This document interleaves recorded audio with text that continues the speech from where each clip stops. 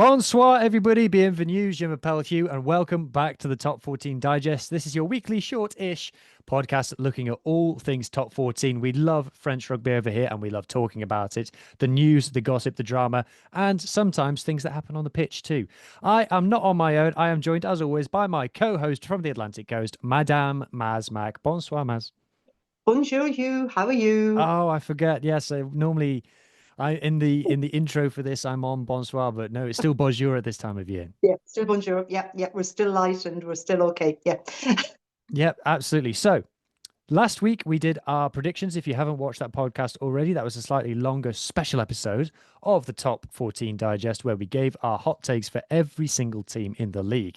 This week we're back to our normal format. So the way that this show is going to work is we're not going to talk about every single game because we'll be here for hours.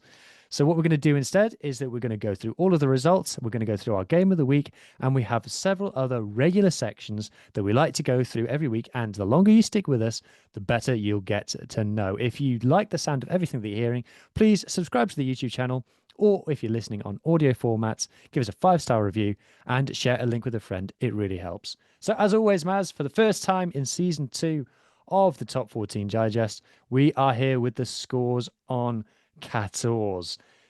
And here they are. So in the first game of the weekend, Stade Francais beat Montauban, the league newcomers, 47-24 in a much needed result. Perpignan lost at home to Bayonne. More on that later.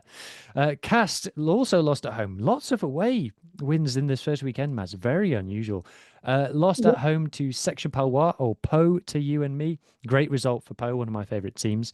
Racing got thrashed 32-7 by Lyon. More on that later. Montpellier had a job done on them by RC Toulon. Toulon scoring 3 tries in the first half an hour. Plenty to beat Montpellier away from home as well. We'll come back to UBB versus La Rochelle, and Clermont went down at home. 24 points to 34 to Stade Toulousain, the champions, getting their season off as they would surely mean to continue with a very impressive win. Before we go on to our game of the week, Maz, you have to say that Stade Toulouse, I watched all of that Clermont game, and God, you can hang with them for 60 minutes. You can't hang with them for 80. No, I watched it in 2 halves, actually. I watched the first half Sunday evening and then the second half. And there are moments of magic. We've talked about their depth before and things like that.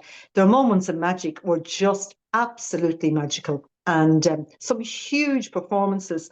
And Clermont stuck with them till, what was it, about the 60th minute? And in the end, was it a mistake by Plummer that more or less lost them their bonus point? I think something like that, wasn't it? Did he kick it out on the full? I can't remember.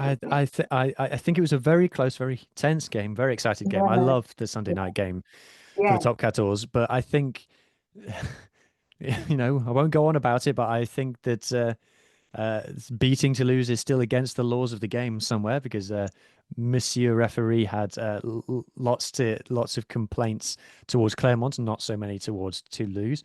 Another player that everyone's talking about this weekend, Maz, a player who, not one of your favorites, I know, but one of mine certainly, Monsieur Ramos, with a sensational performance. I think he, as much credit as he gets, by the way, this is an insane finish from Toulouse 14. I thought he screwed it up, but Monsieur Ramos gets a lot of plaudits, but I still think he should get more. Whether people like him or not, he always stands up, and I think he's a superb player. He's sensational, isn't he? And time in, time out, he wins games. He won the final for them. Okay, so did the other 14, but he's a sensational player. It's just his character. I'm not. His play, if he was playing with UBB, I'm sure I would grow to like him, but yeah, but that's the difference between you and me, Maz. You don't like a player if they're dislikable, whereas if they're dislikable, it makes me like them a bit more. I always root for the baddies in films and things. Speaking of dislikable players who maybe rub some people up the wrong way, Nolan Le Garec was a star in our game of the week this week, which is UBB against La Rochelle, the Atlantic Coast derby. Le Garec making his debut for La Rochelle, who came off worse on the scoreboard in the end. But I was very impressed with him. And Maz, you've got to be happy with getting the firstly winning a derby, which you haven't done in a while. No, they lost the last 5 out of 6 home games against La Rochelle. So that's going back to, is that pre-COVID or something? It's been a while. And they lost the last 9 out of 11 in total. It's their bête noire. By the way, just going back to an overall thing about the away wins, it's the first time in the top 14 that there was 4 away wins on the first day. Yeah. Wow, there you go. Yeah. Bonus stat from yourself there, Maz. Yeah. And apparently in the season 22-23, there was another day when there was 4 away wins. We know how difficult they are to get. And that wasn't the first day. I think it was the 22nd day or something like that. So that goes to show you how difficult they are to get. And yeah, the first time ever on the first day that there was 4 away wins. But back to, yeah. So normally, one away win that you could bet on is La Rochelle winning at UBB. And we were led to believe when we did our predictions episode last week, Maz, that UBB had injuries for days. No one was fit. And then it turns out they named the team sheet and, oh, that actually looks like quite a strong team. Mathis Jalibert was playing. Most of both Penaud and Louis Biobure were there. What did you make of their performance? Well, again, it's a bit like Toulouse, isn't it? The first half for both teams wasn't exactly what you would call a fantastic half. There was 3 disallowed tries, 2 for Bordeaux and 1 for La Rochelle. And what was it at halftime? 6-3 to Bordeaux at halftime. So it was a very nervy, especially Bordeaux. They had a lot of knock-ons. But again, a bit like Toulouse, it's those little moments of magic. It's the little grubber kick from Jalibert onto LBB for that try. That was Mathis Jalibert. Yeah. Mathis Jalibert assisting a Louis Biobure try. That's not new, is it? And then we had this other one, the sneaky one here. This is very UBB. Classic UBB crowd staying quiet. Martin Pejerello marking his debut for UBB with this sneaky try. That's a way to endear yourself to the fans. What did you think of his performance? Oh, yes, he was very strong. He had a disallowed try too. He had a fantastic performance. And I think a lot of people now will be very comfortable knowing that there is such a good replacement for Luku when he's not there. He had a fantastic performance. He really did. Very impressed with him. And even when he came off, the young kid that came on, Valentin Hoto, he wasn't too bad. He's only 20, I think. So came down from Massey as an Espoir. So yeah, he had a good performance. But it's the usual as the ones that I love, the kind of silent performers, Gassotti, Kazu, they had big games too. Yeah, absolutely. And before we move off this game, I just want to let people know that if you are wondering, where can I get more French rugby, but with English language coverage in between these podcasts, Huw, where can I find it? I can highly recommend the Parlez-vous French Rugby Twitter accounts. This is something that myself and Maz run between us. This is English language coverage. So that clip that we've just shown, you can find that there. You can find all sorts of other clips and other news, breaking news on French rugby. If you just want a go-to place for English language coverage of French rugby, really recommend this one at RugbyVous, RugbyVous, RugbyVous at. Okay, Maz, that was our game of the week, the big one, the blockbuster one this week, UBB versus La Rochelle. Now we go to our fanny of the week. So for those who are new to the show, Maz, would you like to explain what fanny means? Fanny in French is basically when a team doesn't score in a half, whether it's the first half or the second half or both halves. And it's a fanny. And you'll hear it all the time on commentary, international games, club games. So it's a term that we use all the time over here. And I just thought it would be a good term to bring to the podcast. Well, it's a good term to bring to one team, at least one team per week. And this week, the team that we're bringing it to, who I feel like we brought it most to last year as well, is Racing 92. 32 points to 7, losing away in Lyon. And yeah, a fanny in the second half. They only scored 1 try. I watched bits of this game, Maz. It struggled to hold my attention. Obviously, it wasn't very competitive. Neither team shot the lights out, I don't think. But Racing, we if we didn't, if we liked them a bit better, we would be worried about them, wouldn't we? Yeah, and people say, "Oh, you pick on Racing all the time." No, we don't. This is an actual fact. Lyon scored, I think, in the 5th minute, and then Nathan Hughes got a try for Racing after 8 minutes. So after 8 minutes, it was 7-all, and I was kind of going, "Oh, okay, this could be okay." Nah, that was it. And it didn't even look as if these guys had even trained together. Never mind played amicable matches, friendly matches, or anything like that. It was typical Racing. You're kind of going, what? You played that long without even look as if you're going to score. It wasn't good. I know we had them last season, as you said a few times, Fanny, but to start out the season like that against Lyon, which would be just a little bit above them on the table, but it was pathetic. It was really pathetic. It wasn't good. And can I add, on top of that, they got 3 yellow cards. Oh yes, they were the most yellow carded team in the league last Yep. year.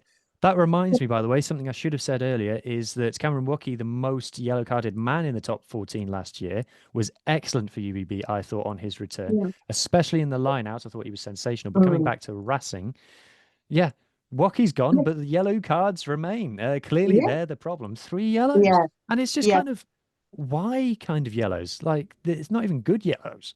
No. And 17 penalties. The discipline is absolutely shocking. And you would have thought that that is something that they would have worked on. Collazo is now in place a while, since what, February, March, when Lancaster left. You would think he would be bringing some of his, especially discipline, into it. But no, no. So what did they have? 32 yellows last year?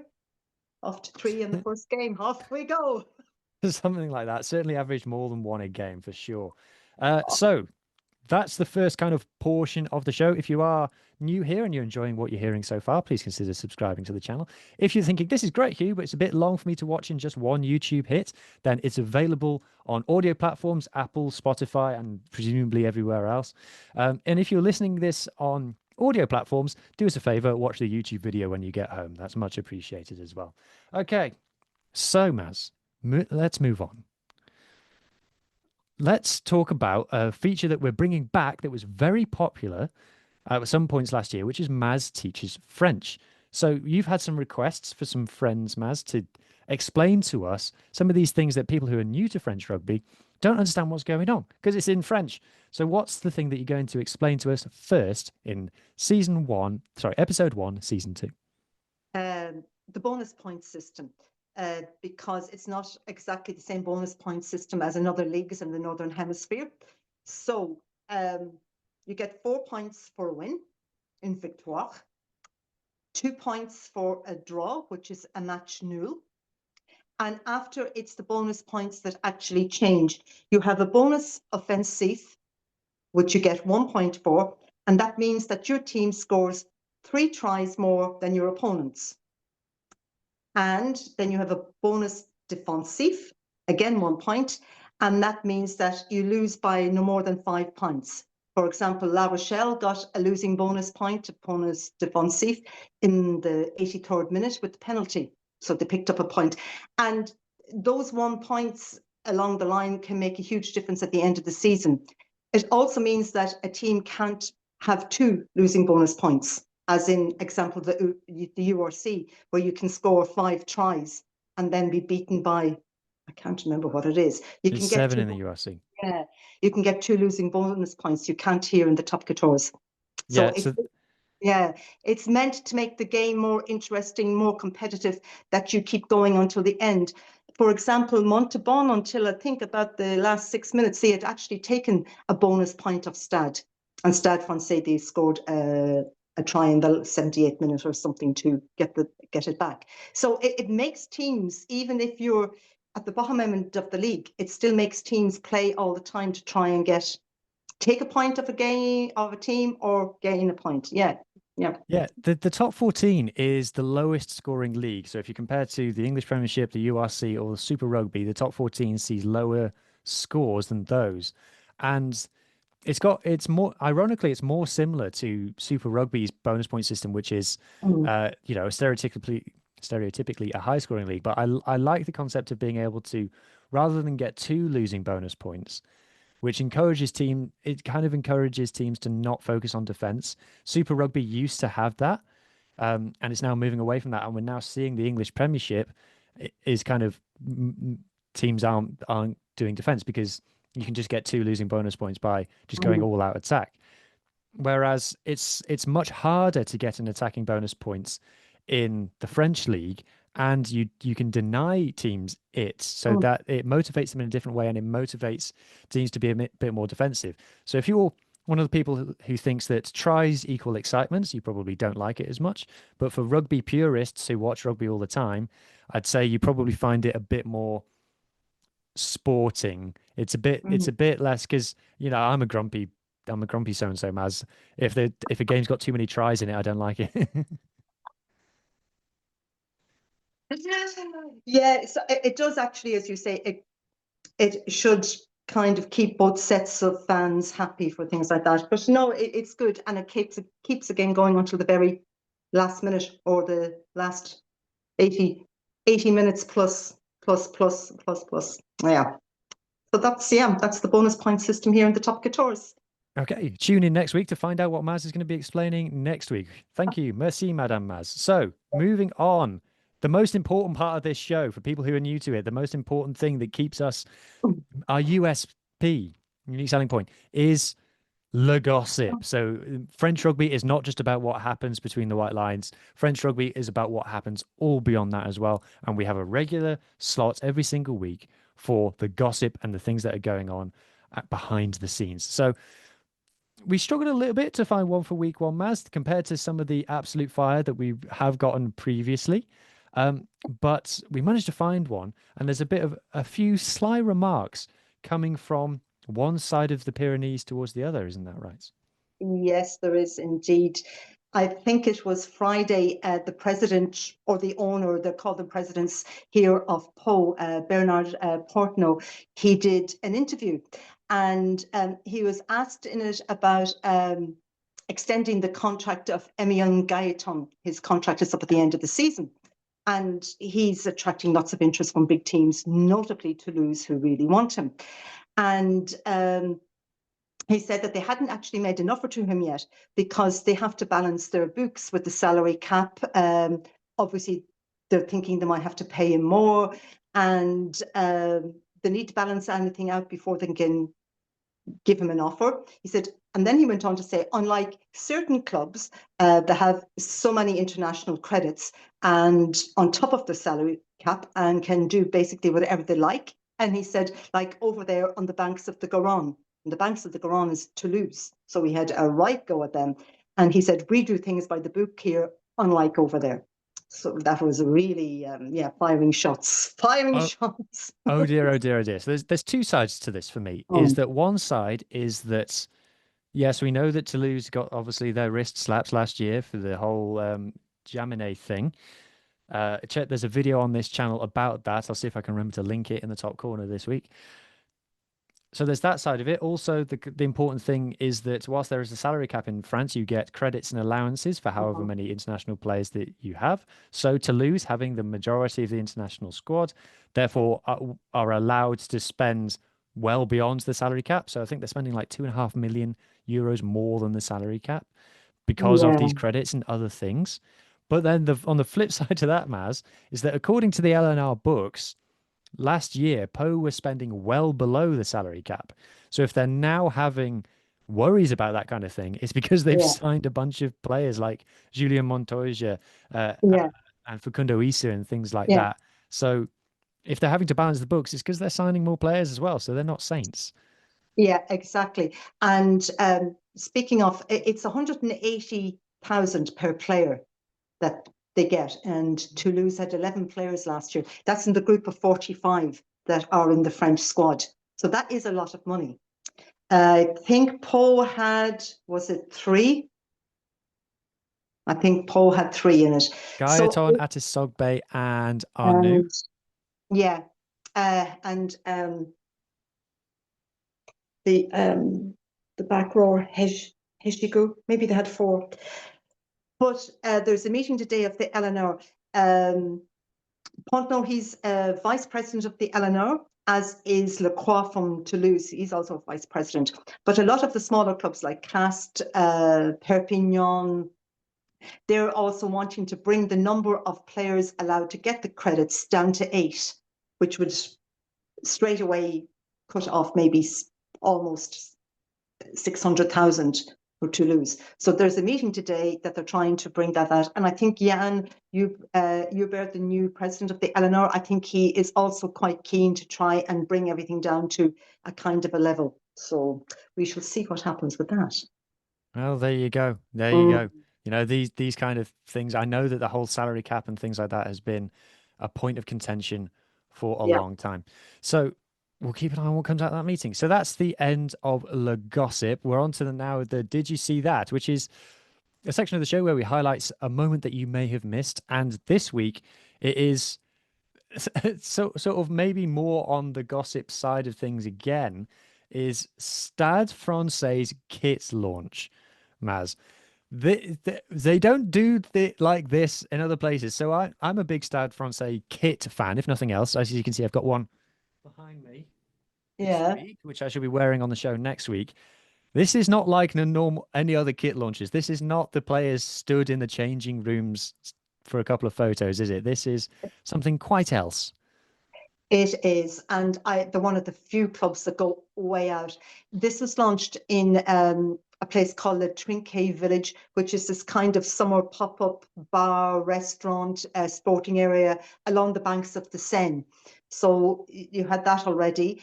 They had very modern dance moves, disco lights, everything in pink, mannequins wearing corsets, socks over the knees and stilettos. It was all it was all very Stade Francais. It was all very Parisian and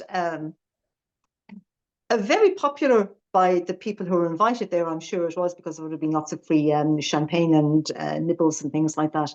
But yeah, that's the way that they launched their whole range, the jerseys plus their kind of supporters range as well. It's so arty and artistic and kind of just unique. You wouldn't get this, I would say, nowhere else in the world, but like nowhere else in France. I don't think. I think it's only Stade Francais who could do this. Yeah. It is very Stade. It really is. Apparently, the Eiffel Tower is somewhere in that jersey, and I'm still at the front of the jersey, and I'm still struggling to find it. But oh no, it's there. See, under the Atlantic, you can just see the outline of it. Oh God, yeah. Oh yeah, it goes down the bottom. Yeah. And apparently, on the back of it, they have 14 stars for the 14 top 14, or not, for the 4 championships that they've won. So yeah, it's easy to. I was going to say it's easy to forget that they're the second most successful club in French history, but it's actually not that easy to forget at all, because they remind you all the time. That's true. That's true. But we do like Stade. We do like Stade. Stade are one of our favourites. Stade are one of our favourites. Okay, next section, stat of the week. Quickfire, Maz. About Bayonne going away to, where did they go away to? Was it Perpignan? Yeah. What was remarkable about that result? It was remarkable because it's the first time that Bayonne have won in Perpignan since the 15th of November 1970, which is quite a while. And yes, I know they were up and down in different leagues, both teams were, but still, mind you, they did their best to try and lose it in the last 5 minutes, but they did win it 19 to Perpignan and 26 to Bayonne. It was an entertaining match, actually. It was quite good. Some good play. And Perpignan had a lot of knock-ons in the last 5 minutes. They could have won it, and well, things happen.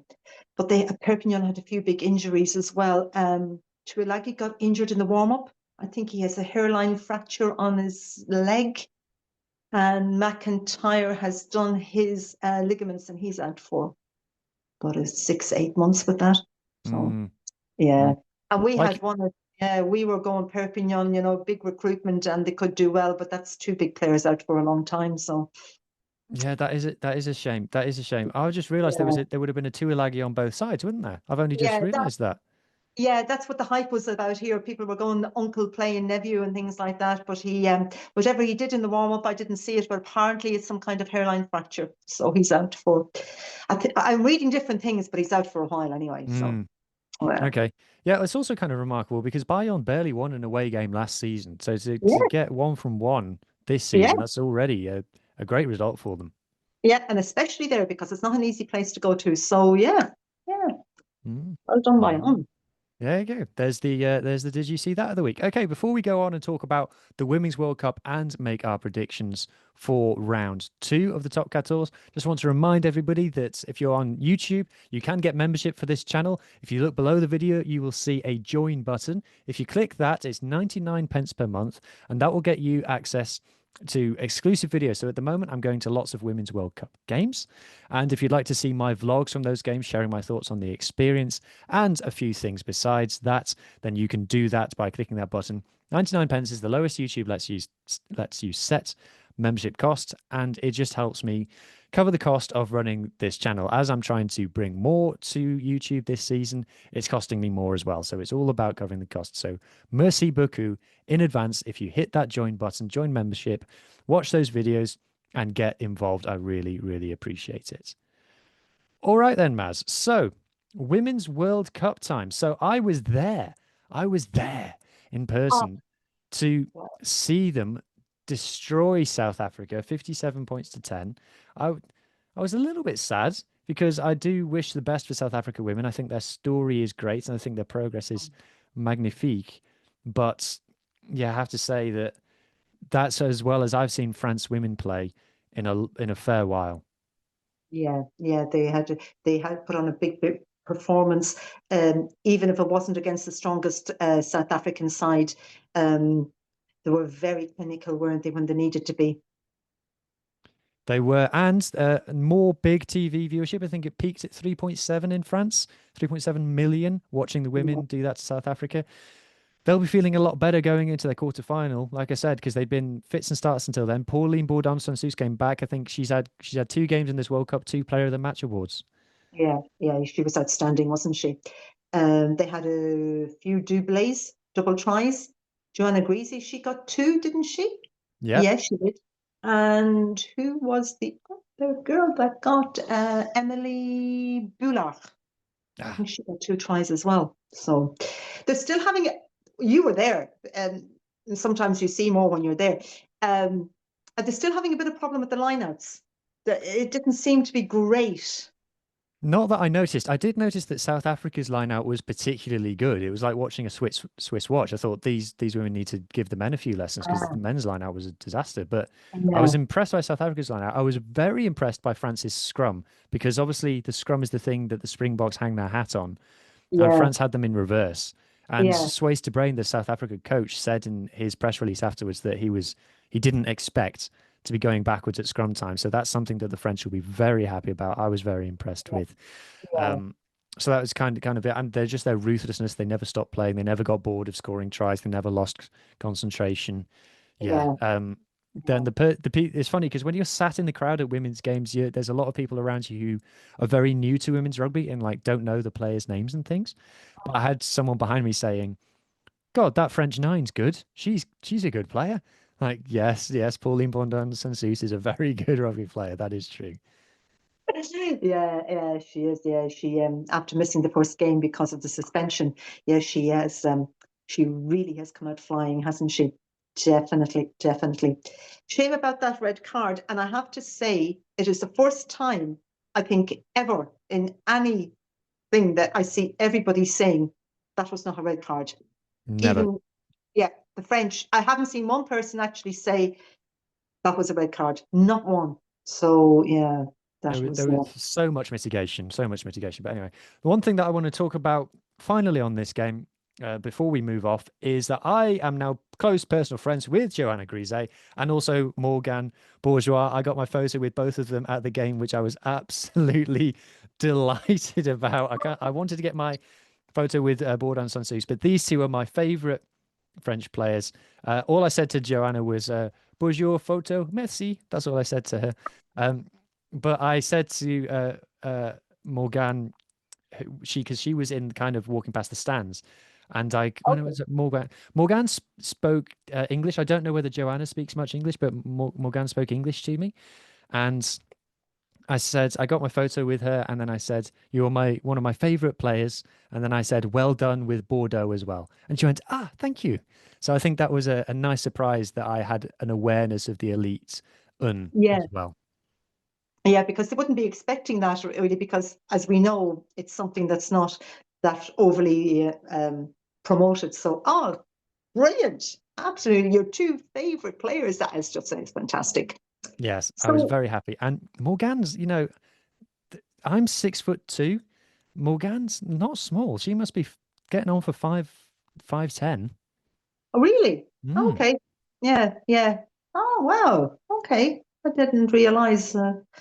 Again, I'm not great with things like that, but maybe because she's so slight, and she probably isn't slight either when you see her in real life. You Well, know, she's only 22, 23. yeah, she's very young. Yeah, she is. Yeah, she's very young. Yeah. So they play Ireland in the quarterfinal, is it? Yeah. Yeah, that's right. That's right. It was a very close game. Actually, speaking of the devil, Morgane Bourgeois was the reason that France won that game in the Six Nations because she nailed all of her kicks, Yeah. and Dana O'Brien for Ireland didn't, and that was the Yeah. difference between the two teams. But of course, Ireland had a very tough result against the Black Ferns, 14-0 in the pool game. Gosh, the Black Ferns have turned up, haven't they? They certainly have. They always do. It's a World Cup. It's like the men. They turn up, you know. Yeah, Yeah, that was a difficult result, but I think France will win that. I Yeah. agree. I agree. Yeah. Let's now finally close off the show with our predictions for round two of the top 14. So, Do you think they'd game. be better than round one? Sorry? Do you think they'd be better than round one predictions? Oh, who cares? If you're still listening by the end of this podcast, well done to you. So, Montauban versus Lyon is the early kickoff. Montauban's first home game. Look, if we're right in thinking that Stade Francais are going to be down at the bottom of the table, to lose to Stade Francais by 20 points is not a great sign. Lyon obviously got a great start, so are we sadly because we always back the underdogs, are we sadly predicting a Lyon victory in this one? We are, but hopefully again. I mean, Montauban scored 3 tries away from home, so hopefully they get a few tries. You know that it won't be a complete washout. Yeah, yeah, yeah. But Leon definitely, yeah. And then the battle of the yellow teams. What's yellow in French? Jean? Jean, Jean. The battle of the Jean between La Rochelle and Clermont. La Rochelle don't like losing at home. They did a few times last year, but Clermont don't like winning away either. So I think that's fairly self-explanatory, that one. yep, it certainly is. Okay. Toulouse versus Perpignan. Is this a derby? It's not really, is it?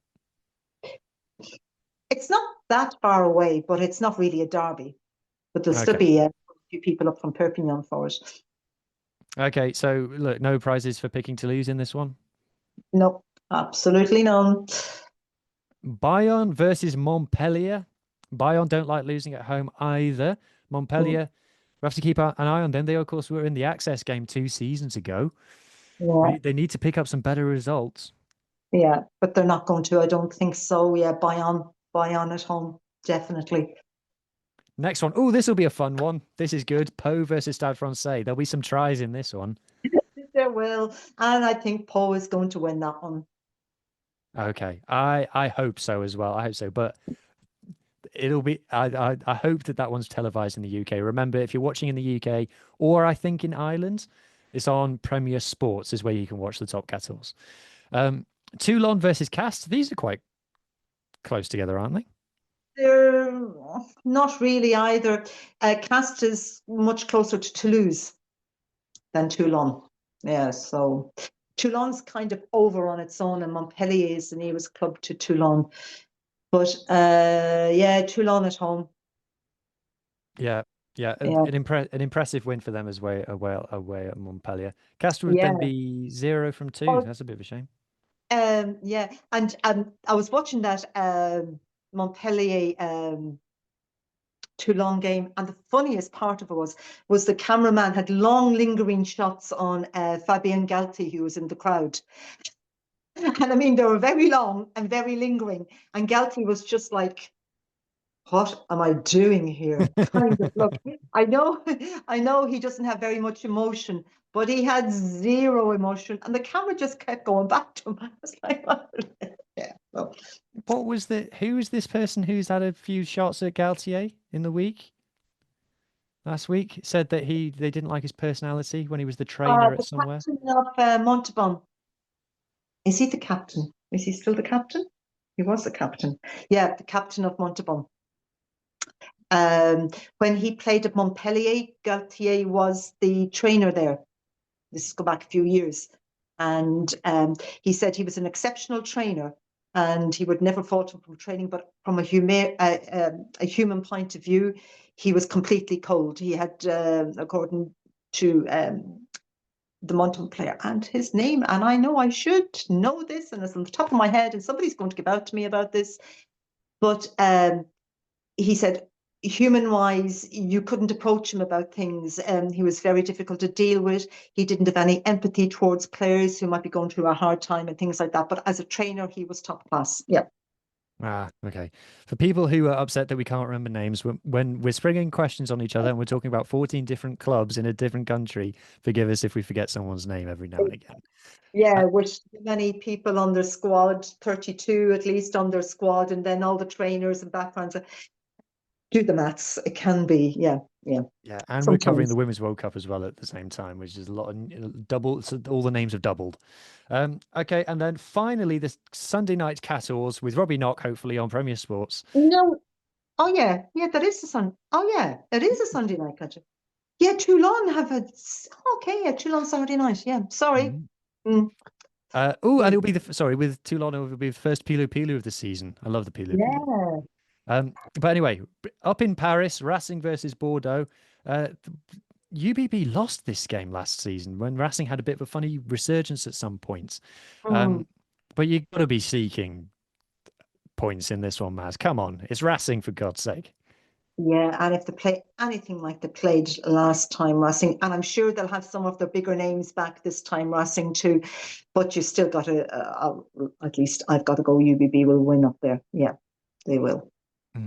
Hopefully, because we are UBB fans on this pod. Yeah. Sorry, we don't hide the fact.